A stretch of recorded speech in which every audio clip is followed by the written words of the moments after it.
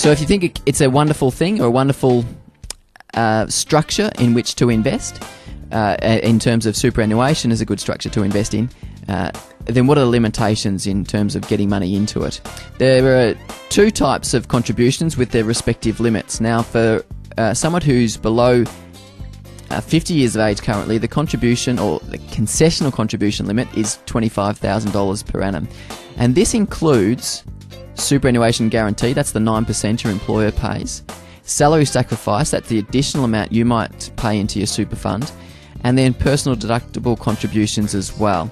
They are all counted within the concessional contribution limit.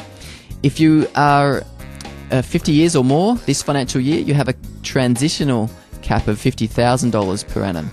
Now, this is due to expire on the 30th of June 2012, but the government has announced, but not legislated yet, that if you have a balance within your super fund under $500,000, then they will allow you to maintain that $50,000 concessional contribution limit.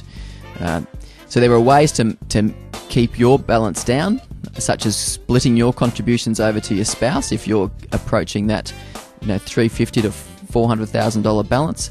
So that's something worth considering as well. There are non-concessional contribution limits of $150,000. So this is money that you've already paid tax on. You've got it there handy to you, and you can just put into superannuation. There's no tax that's paid on those contributions, and you can actually, when you're less than 65 years of age, bring forward 2 years of contributions to make it a $450,000 contribution in any one financial year.